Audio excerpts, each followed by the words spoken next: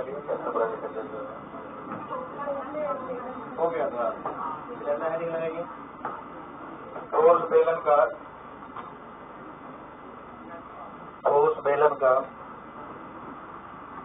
जड़त्व आघूर्ण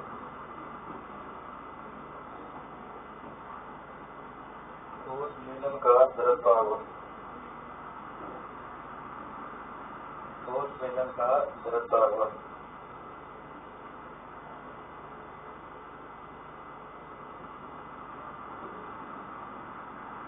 तो घूर्णन अक्ष कहाँ से गुजरेगी? ब्रैकेट में लीजिए घूर्णन अक्ष ज्यामितीय अक्ष से गुजरती है। घूर्णन अक्ष ज्यामितीय अक्ष से गुजरती है। क्योंकि घूर्णन अक्ष अगर बदल जाएगा तो उसका जड़त्व आघूर्ण भी क्या हो जाएगा? बदल जाएगा। ठीक है, इसलिए हमें ध्यान रखना है कि घूर्णन अक्ष को कहाँ रखना है।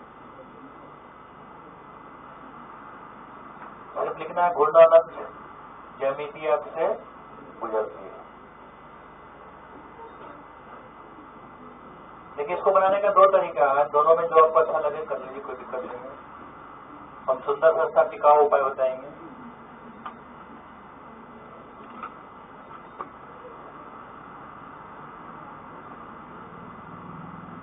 ठीक है, देखिए अपने पास एक बेलन है जिसका द्रव्यमान कैपिटल एम है। ठीक है, इसकी त्रिज्या कितनी है? कैपिटल आर है।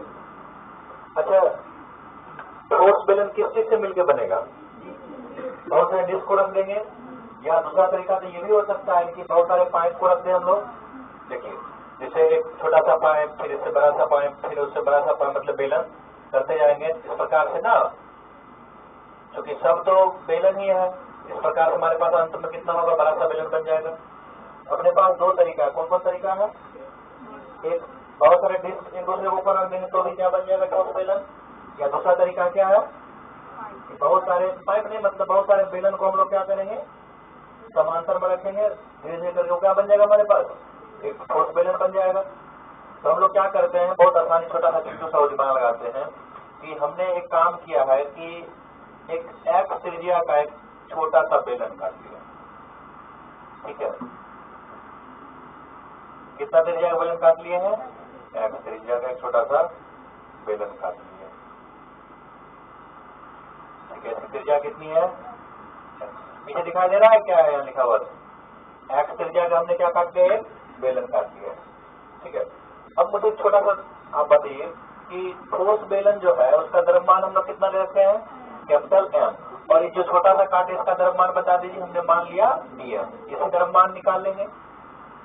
तो मुझे बताइए कि जो बेलन हमने काटा है उसका जड़त्व आघूर्ण क्या होगा?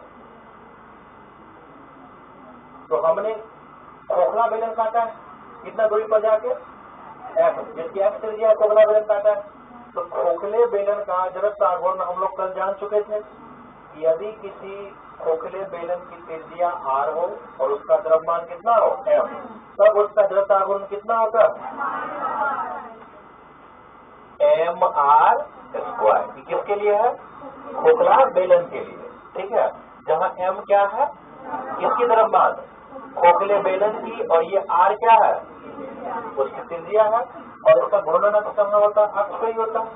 ठीक है, तो अगर बताइए यहाँ इस केस के लिए हमने जो काटा है त्रिज्या, कितना त्रिज्या का है?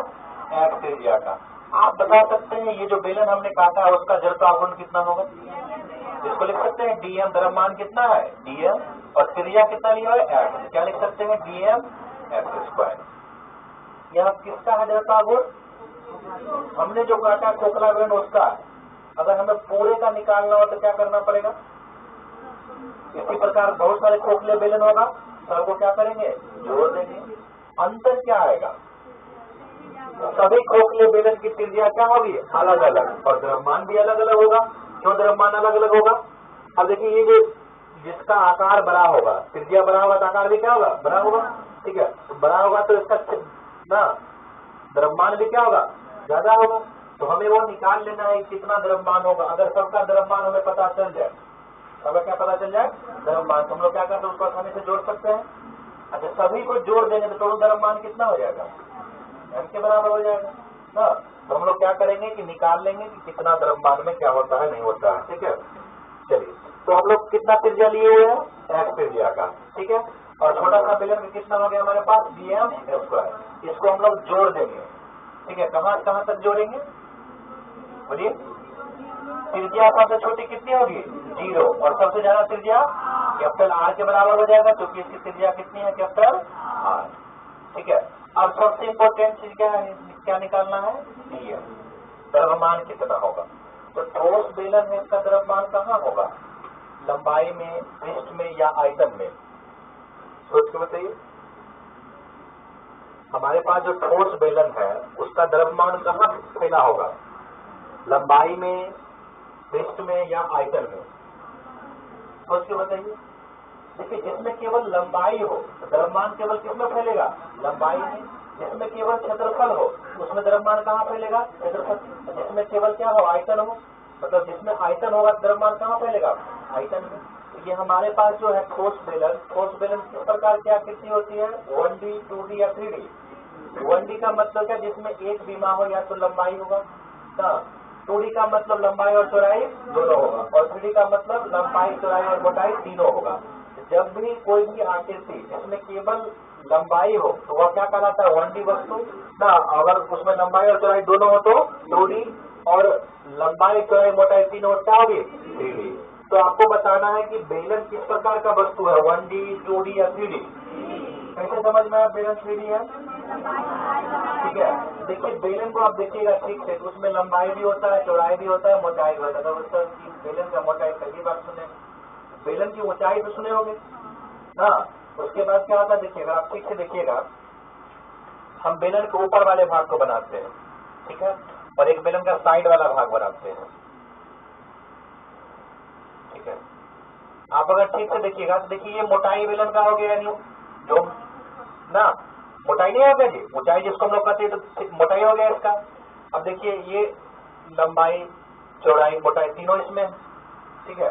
तो ये मान के कौन सा वस्तु कहलाएगा, यानी इसमें कितने बीमा होते हैं, 3, लंबाई, चौड़ाई, मोटाई तीनों होते हैं।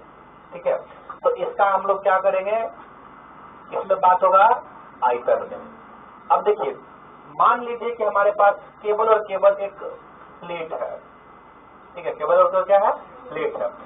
अब इसमें क्या है, देखो ध्यान से देखना, लंबाई, चौड़ाई, ठीक है, इसमें 2 ही बीमा है, मोटाई के बारे में कोई चर्चा नहीं है, और मोटाई इसमें नगण्य होता है। तो ये हमारा कौन सा वस्तु कहलाएगा, डोरी। ठीक है, अब केवल एक लाइन खींच दिए, ये हमारा क्या हो जाएगा, 1। ठीक है, याद रहेगा। तो बेलन किस प्रकार में आ जाएगा, बेलन 3D में आ जाएगा। तो द्रव्यमान कहाँ रहेगा इसका, आयतन में। लेकिन खोखला बेलन में द्रव्यमान कहाँ रहेगा, सोच के बताइए।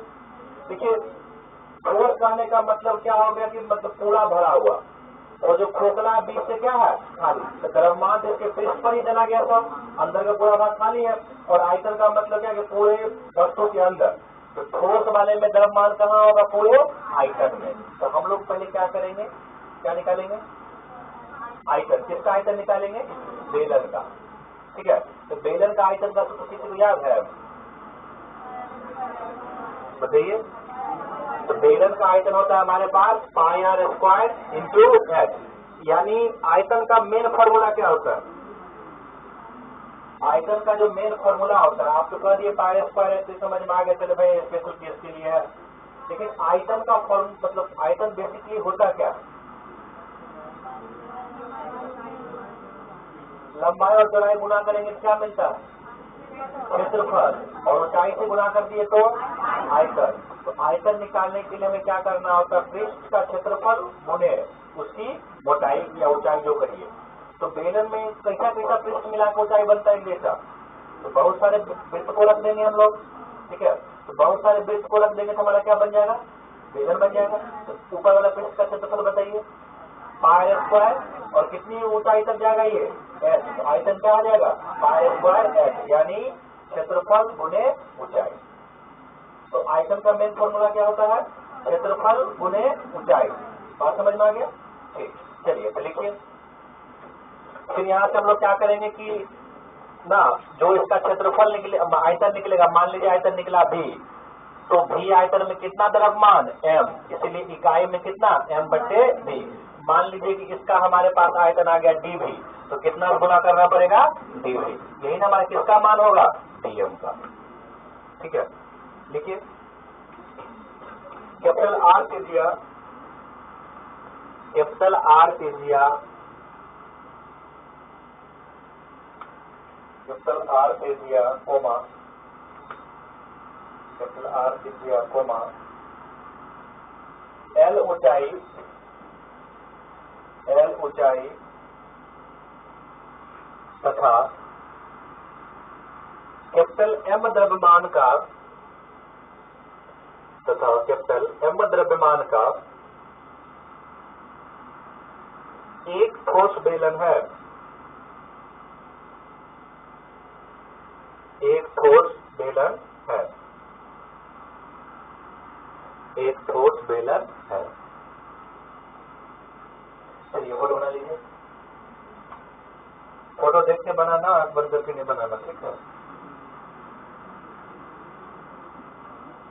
तेजी बनाइए।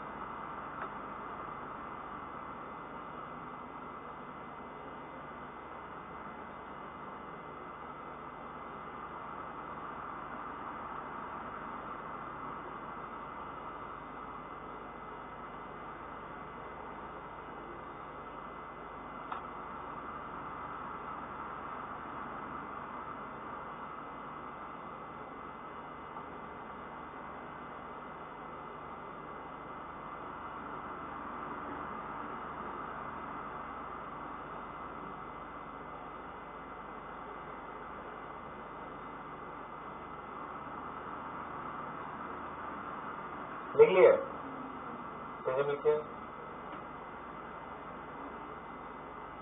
देखिए फोटो को बगल में नीचे लिखिए, एक्स त्रिज्या, एक्स त्रिज्या, एक्स त्रिज्या का एक खोखला बेलन, ब्रैकेट में लिख लीजिएगा, स्वकेंद्रीय या समाक्षीय, समाक्षीय लिख लीजिए, स्वकेंद्रीय या समाक्षीय दोनों एक ही बात हो गया। समाक्षीय मतलब क्या हो गया, समान अक्ष, ठीक है। और स्वकेंद्रीय लिखिए या समाक्षीय लिखिए, बात एक ही हो गया, ठीक है। वृत्त के केस में हम लोग स्वकेंद्रीय लिखते हैं और बेलन केस में क्या लिख देते हैं, समाक्षीय, ठीक है। क्या लिखे, एक्स त्रिज्या का एक खोखला बेलन काटा, समाक्षीय ब्रैकेट में उसको नहीं बोला जाता, पता है, समझने की चीज होता है। आपने देखा कहीं लिखा हुआ, ब्रैकेट लिखने का मतलब क्या है, पढ़िए लेकिन बोलिए नहीं, बुझ जाइए लेकिन बोलिए नहीं। जैसे तेज जमा करना है तो वो खुद बुझ जाना चाहिए, लेकिन बार बार कहना पड़ता है, नहीं बुझता है, बताना पता नहीं ब्रैकेट में लिखा हुआ लिखाओ। हाँ, क्या हो गया, एक्स त्रिज्या का एक खोखला बेलन काटा, ठीक है। जिसका द्रव्यमान,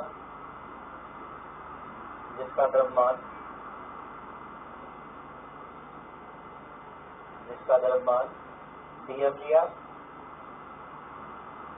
डीएम लिया, ठीक है। अच्छा, अब बताइए मुझे, देखिए ठोस बेलन का आयतन,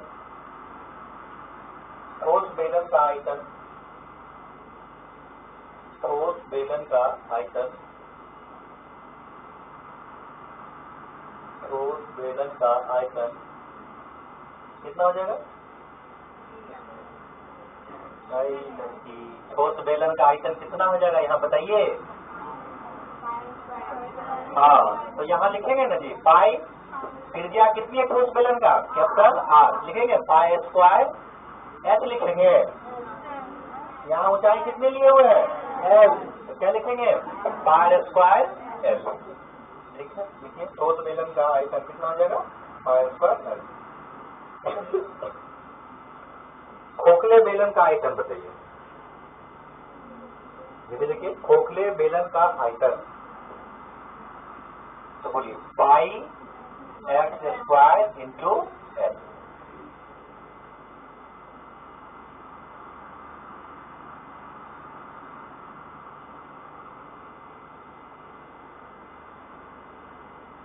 हाँ यहाँ पे पाई स्क्वायर में मिल जाइए।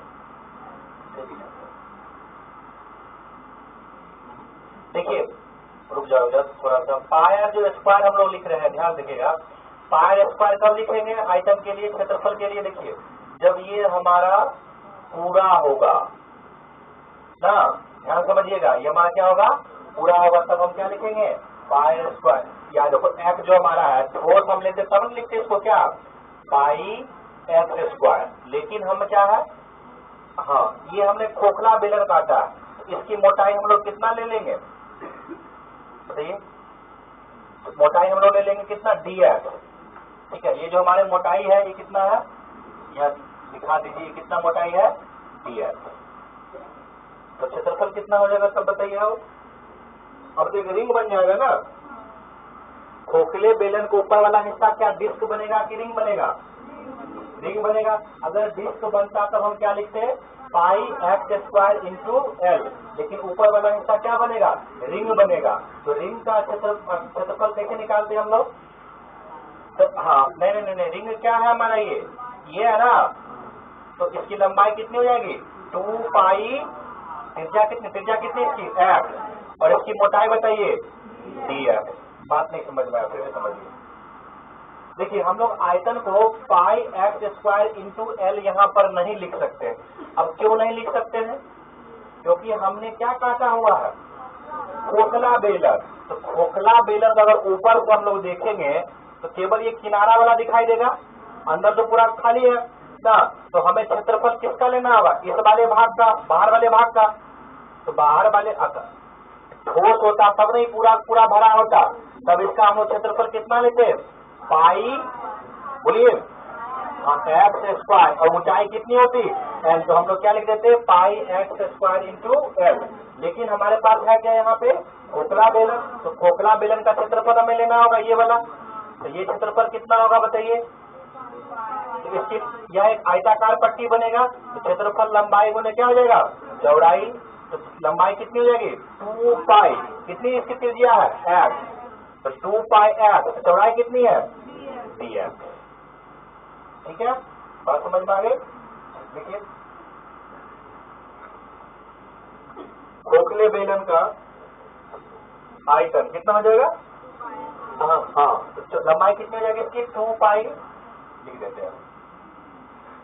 तो खोखले बेलन का जो हमारे पास क्षेत्रफल हो जाएगा, आयतन का है ना, आयतन के लिए पहले क्षेत्रफल निकालेंगे कितना होगा 2 पाई एक्स इंटू क्या हो जाएगा डी एक्स, ये हमारा क्या हो गया लंबाई, ये 2 पाई एक्स क्या हो गया लंबाई, ये हमारा क्षेत्रफल टोटल निकल गया। अब गुने कितनी मोटाई होगा ऐसा एल, तो लिखिए 2 पाई एक्स, कौन सा ठोस बेलन का नहीं लिखे हैं, देखो तो कॉपी में लिखा हुआ, देखो क्या लिखा हुआ है, तो ये मेरे तो भगवान जाते हो, देखो फिर से मिला लो। हमने जो ठोस बेलन ले रखा जिसका क्या निकालना है जड़त्व आघूर्ण, उसका आयतन कितना हो जाएगा पाई स्क्वायर ना। अब हमें चाहिए किसका आयतन खोखले बेलन का, तो खोखला बेलन ऊपर से देखेंगे तो क्या बनेगा रिंग रहेगा ना, तो हम तो उतना ही हिस्सा कर क्षेत्रफल लेंगे। देखिए आयतन निकालने के लिए क्या करते हैं क्षेत्रफल गुने मोटाई होती है ऊंचाई, तो क्षेत्रफल हमारे पास कितना होगा, अंदर का पूरा भाग क्या है खोखला है।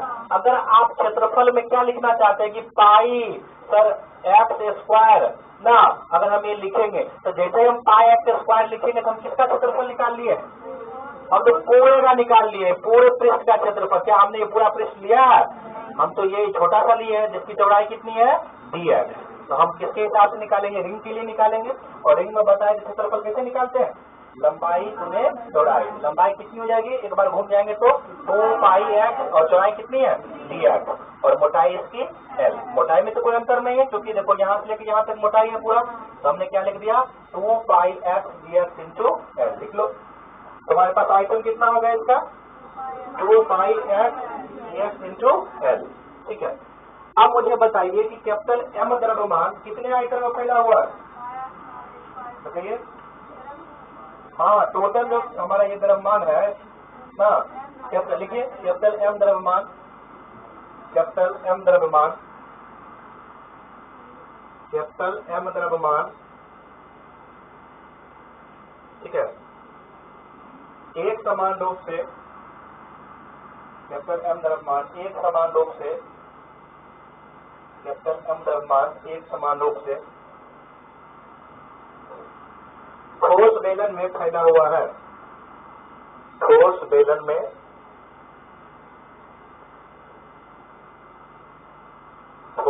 में फैला हुआ है। कैसे फैला हुआ है, ठोस बेलन में। चलिए अब देखो हम लोग चुकी इसलिए पर बनाते हैं, तो कितना आयतन है पाई r स्क्वायर l। आयतन में द्रव्यमान बता सकते हो कितना होगा, कैपिटल M। इसलिए कितना आयतन में, इकाई में, इकाई में क्या करते हैं बोलिए, M बट्टे क्या हो जाएगा पाई r स्क्वायर l ना, सॉरी उल्टा M लिख दिया ऊपर, बट्टे कितना आ जाएगा पाई स्क्वायर l। ठीक है। हमें कितना चाहिए, हमें किसका द्रव्यमान चाहिए पहले ये बताओ।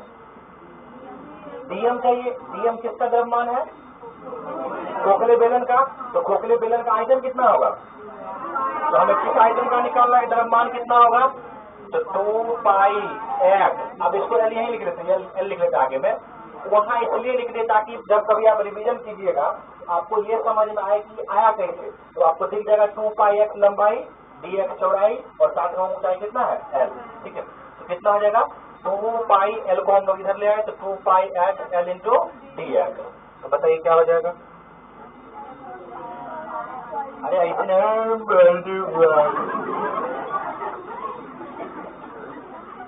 तो ठीक है ऐड कीजिए। ठीक है, तो m बटे कितना हो जाएगा r square l into 2π r कब आएगा इसमें x l dx। ये कितना मान मिल गया हमें, पहले काट फुट लो, पाई से पाई गया, एल से एल, जय हिंद जय भारत। ठीक है, तो फाइनली हम लोग यहाँ डीएम बराबर क्या लिख सकते हैं, तो लिख सकते हैं वो 2m x dx बट्टे कितना r स्क्वायर। चलिए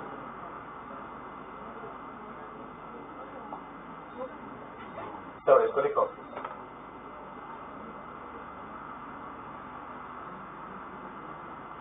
देखना गुणा भाग में कहीं मिस ना हो जाए। गुणा भाग में जिस होगा तो पूरा करवा जाएगा, कैलकुलेशन करवा जाएगा।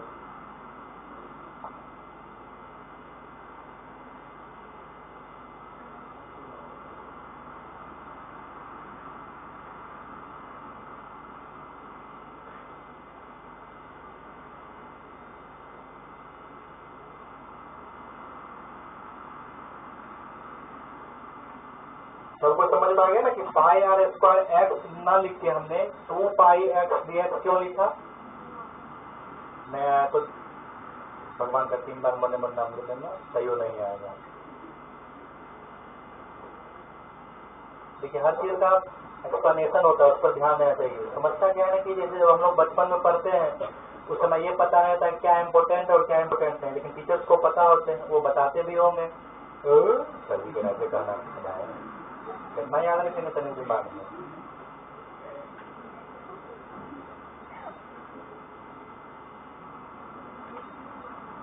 अब तुम पहली बार सुन रहे हो कि आयतन का मतलब होता है क्षेत्रफल गुने ऊंचाई, तो लगता है अरे वाह ये चीजों को कितना इम्पोर्टेंट हमको पता नहीं था। वाह तो मैं इसी चौथा पचमान में पढ़ने वाला चीज है।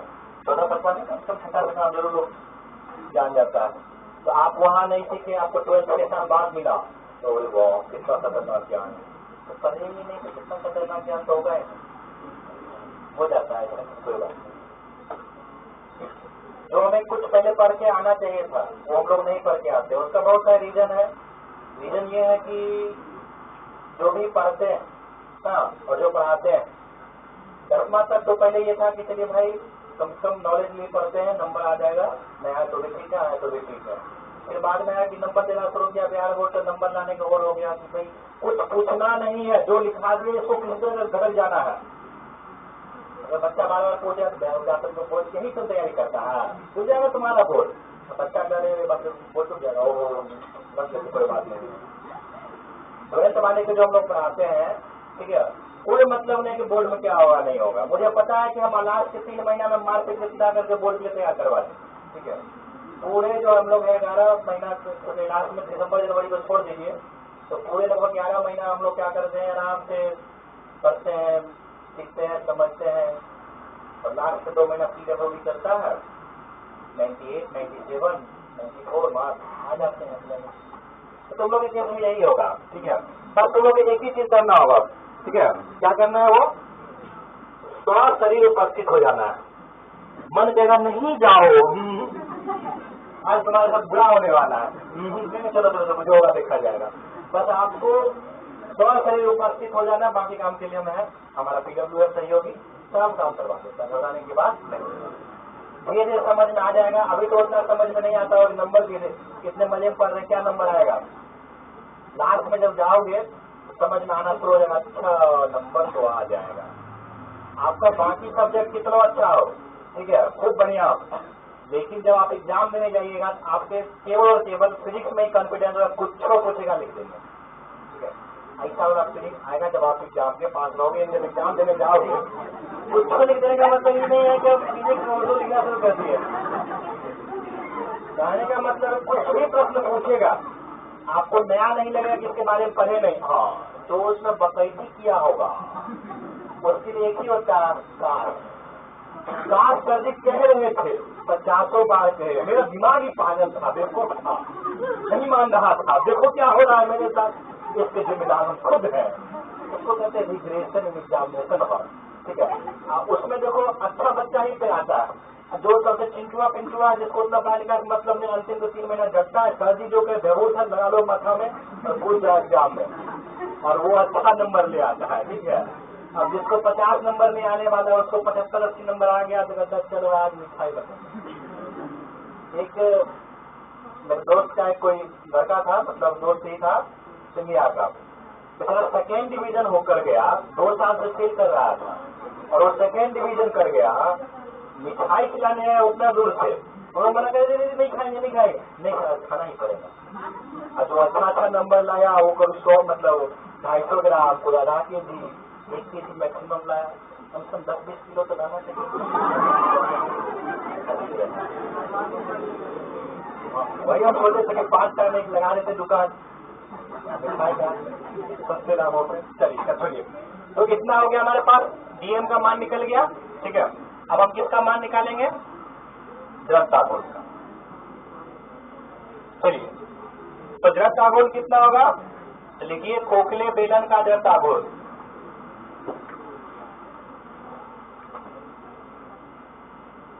जो आपको यहाँ भेजे हो आपसे दुश्मनी निकलवाएंगे, हम जानते हैं। तो खोखले बेलन का जड़ता गुण बताइए कितना हो जाएगा, DI लिख दे हम लोग, क्या लिखेंगे बोलो, DM कितनी त्रिज्या इसकी x², क्योंकि होता क्या है कि द्रव्यमान गुणे त्रिज्या का स्क्वायर, किसके लिए, खोखले बेलन के लिए। हम लोग लिख देंगे DM x²। DM का मान बता सकते हैं कोई, अरे वो भी देख के बताओ, नहीं मौखिक बताना है, 2mx dx बच्चे कितना r², ठीक बात। चलिए, और साथ में क्या लिखेंगे वो यहाँ पे इंटू x², गुना भाग तो तुम लोग को आता ही नहीं होगा। अच्छा तो सबसे इम्पोर्टेंट लिमिट रखना होगा, लिमिट क्या रखेंगे बताइए, सबसे छोटी त्रिज्या कितनी हो जाएगी बेलन की, 0, और सबसे बड़ा बताओ कितना, तो लिख देंगे हम लोग 0 से कहाँ तक, r तक, ठीक है। तो बताइए इसमें कांस्टेंट पार्ट को, अच्छा तब तो दोनों तरफ लिखना, जो इसको अभी यहीं पर खोखले के लिए लगा। चलिए, तो कुल जड़त्व आघूर्ण निकालना हमें होगा ना। अब कुल जड़त्व आघूर्ण, तो सभी बेलन को जोड़ देंगे, सभी बेलन का जड़त्व आघूर्ण जोड़ देंगे। तो जोड़ते कैसे हुआ? इंटीग्रेशन की सहायता से। तो क्या हो जाएगा 2m। अब बताओ x गुणे x स्क्वायर कितना आ जाएगा? x पावर 4 जो होगा। चलो गांव समाज से बढ़ के नहीं है, जो कहा गांव समाज मान लिए हम, ठीक है। तो 2mx3 dx लिमिट बताइए कहाँ तक जाएगा? 0 से, चलिए यहाँ तक पहले लिख लीजिए, लिखिए। इससे भी खतरनाक इंटीग्रेशन इंतजार कर रहा है आगे। रुको तुमको दिखाते हैं, बहुत कूद रहे हो। इंटीग्रेशन आने वाला है, इससे भी खतरनाक। इंटीग्रेशन हम लोग कहाँ पढ़ते हैं? लेकिन जितना चाहिए उतना हम 11 में पढ़ा रखते हैं।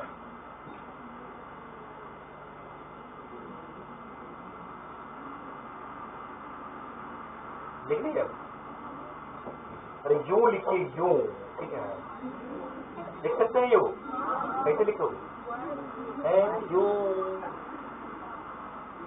बताए थे कि हाथी की हाथी बताया है ना।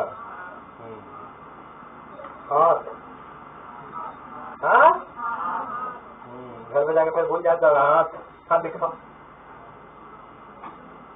पाइप।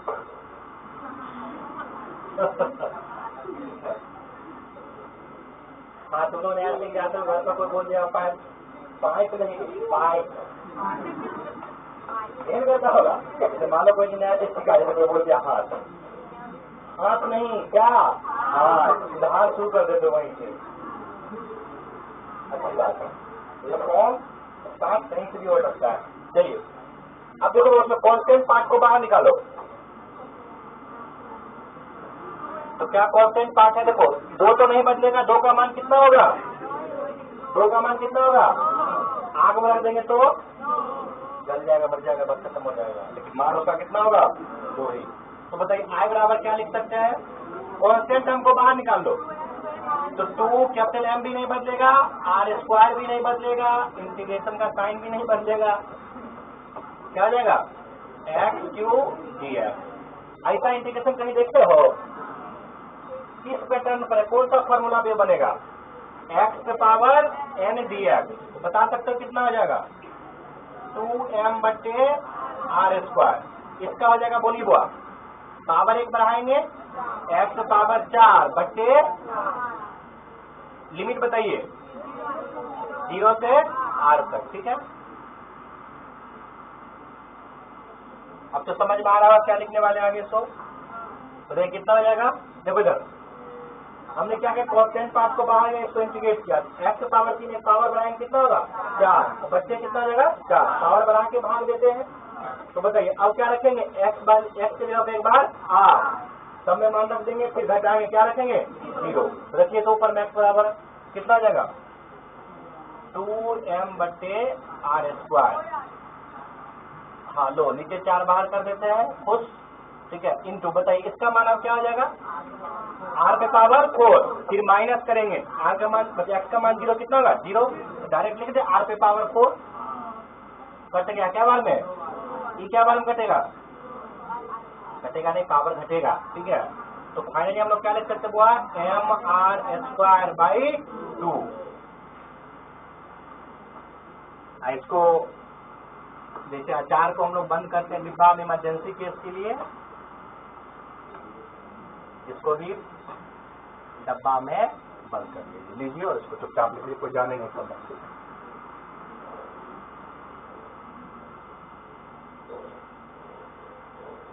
खैर बेसिक टेंशन की बात नहीं है, इसमें क्वेश्चन पूछा कुछ ही नहीं होता कि उतारने वाली बात तो मजा आ रहा होगा ना, समझे ना आए ना आए, लेकिन उतारने में मजा आ रहा होगा, लंबा चौड़ा हो रहा है, कोई बात नहीं। कुछ लोग बात करके अपना समय काट लेते हैं।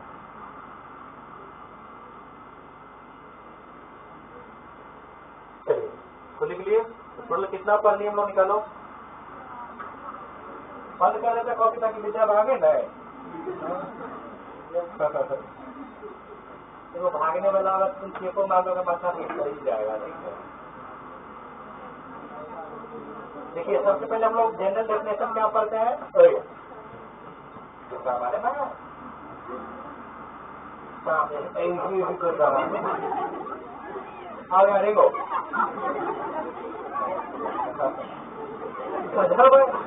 जरा हम यहाँ इम्पोर्टेंट बात कर रहे हैं।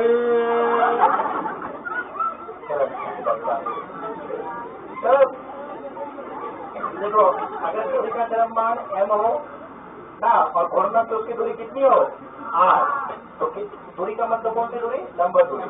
उसका जैसा आगुण क्या हो जाएगा? Basic definition m r square. ठीक है, आगे फिर हम लोग पढ़े थे किसके लिए? घर के लिए। तो कहाँ के अबाउट पढ़े थे? लमसम विभाजक कितना होता है? ml square by 12। फिर आयत में पढ़े थे 2 के, कब हम लोग लिखेंगे एल स्क्वायर बाई 12 नहीं ml स्क्वायर बाई 12 या md स्क्वायर बाई 12, दोनों बताए हुए हैं। आगे बढ़िए, बनेगा कितना होगा? mr स्क्वायर डिस्क का mr स्क्वायर बाई 2, खोखले बेलन का mr स्क्वायर, ठोस बेलन का mr स्क्वायर बाई 2। ठीक है, अब फिर हम लोग पढ़ेंगे अब कौन सी आकृति बच गई है? सब हो गया। अब बचा हुआ भांग का गोला। ठीक है, इसका आप लोग नियमित सेवन करते हैं, इसका पहला बताने के लिए पाता है लेकिन सेवन हो जाता है। ठीक है, तो अब देखो बता करते हैं। अभी पूरे 5 मिनट बचा हुआ है, एक दो मिनट क्या एक्स्ट्रा छोड़ के 10 मिनट नहीं हो सकता, तो पूरे 5 मिनट में समझ रहे हो? ठीक है, कितने सेकेंड हो गए 5 मिनट में? 1 मिनट में कितने मिनट? 7 मिनट। 1 सेकेंड में कितने मिनट? ठीक है, बच्चा से पूछे थे बहुत दिन पहले, बताओ 1 घंटा कितना सेकेंड? 72। 1 घंटा हो गया 3600 सेकेंड। Very good. चलो बताओ 1 मिनट में कितने सेकेंड? 7 सेकेंड। चलो बताओ 1 सेकेंड में कितने सेकेंड? 7 सेकेंड। तो लग गया कि नहीं? घबरा गया? खाने चलो के बताते हम सोच के बताओ। बदला कर इवनिंग दोबारा क्वेश्चन पूछ ले, बात होगा। बदला का 1 सेकेंड में सर पूछे कितना सेकेंड होगा? तब कहा 1 सेकेंड। तो वही होता प्रेजेंस ऑफ माइंड। ठीक है, हमारे पास बचा है 2 आकृति। वह 2 आकृति कौन सा है? हाँ, गोला। एक ठोस गोला होगा, दूसरा खोखला गोला होगा। ठीक है, तो खोखले गोले का होता है 2/3 mr स्क्वायर। कितना होता है? 2/3 mr स्क्वायर। और ठोस गोले का 2/5 mr स्क्वायर। कैसे होता है, क्यों होता है, वो सब हम लोग देखेंगे, फोटो क्लिप देखेंगे।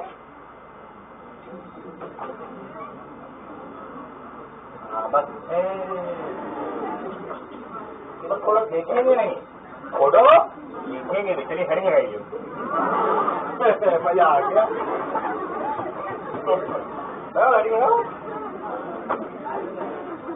खोखले गोले का खोखले अपना लेना हो, खोखले गोले का जड़त्व आघूर्ण। हाँ, किसी को कहना है? क्वेश्चन पूछ लेंगे, बता देना भैया। छुट्टी के नाम लिए क्वेश्चन पूछ लेंगे। खोखले गोले का जड़त्व आघूर्ण। ठीक है, तो कहाँ से गुजरेगा इसका? केंद्र से गुजरता ही है। ठीक है, तो केंद्र से गुजरेगा तो ऑलमोस्ट कहाँ से गुजरेगा? इसके व्यास के लोग व्यास समझते हो क्या होता है व्यास? हाँ, यानी दोनों परिधि को मिलाने वाली रेखा जो कहाँ से गुजरे? केंद्र से, क्या कहलाएगी? सुनो, एक होता है वृत्त और एक होता है गोला। ठीक है, देखने में तुम्हें क्या लगेगा? दोनों क्या है?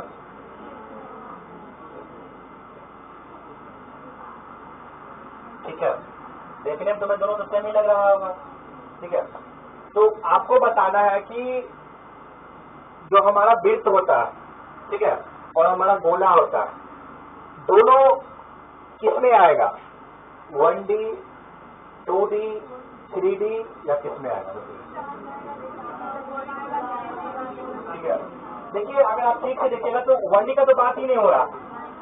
1D का यहाँ तो कोई सवाल ही नहीं उठता। संभावना किसका है? 2D या 3D का। जब आप वृत्त को देखते हैं तो वृत्त क्या होता है? समतल पर चिपका होता है। इसमें केवल क्या होगा?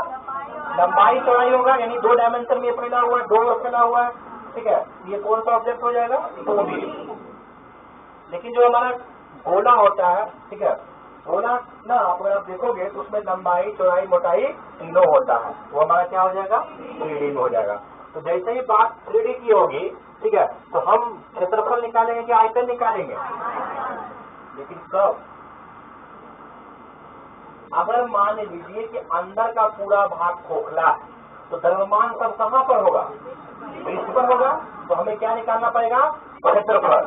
हमें क्या निकालना होगा, क्षेत्रफल। देखिए अंदर का पूरा भाग तो खाली है ना, आयतन द्रव्यमान निकालने के लिए कि हम लोग इकाई आयतन में, तो अंदर के भाग में तो कुछ आयतन होगा, द्रव्यमान होगा ही नहीं, क्योंकि अंदर का पूरा भाग क्या है, खोखला है। तो सारा का सारा द्रव्यमान कहाँ होगा, पृष्ठ पर होगा, और पृष्ठ पर क्या होगा, क्षेत्रफल होगा। ठीक है, तो गोला का जो पृष्ठीय क्षेत्रफल होता है वो होता है 2/3r। क्या होता है बताइए,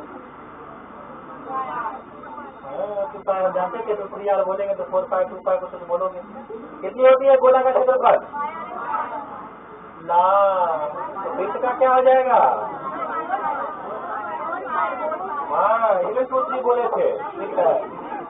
तो 4πr², किसका क्षेत्रफल होता है, गोले का। अच्छा गोले का आयतन कितना होता है, 4/3πr³। ठीक है, तो हम यहाँ पर जो गोला लेंगे बांग का, ठीक है, अगर इसका द्रव्यमान m हो गया तो आप मुझे बता सकते हो कि इकाई क्षेत्रफल में कितना द्रव्यमान होगा, बोलिए। तो m बट्टा कितना इसका क्षेत्रफल हो जाएगा, 4πr²। ठीक है, लिखिए, बता बंद करके तो जो मस्त थी क्या तुम याद रखोगे, नहीं माफ नहीं, वापस लिखिए। एक खोखला गोला जिसकी त्रिज्या कैपिटल R, एक खोखला गोला जिसकी त्रिज्या कैपिटल R तथा द्रव्यमान,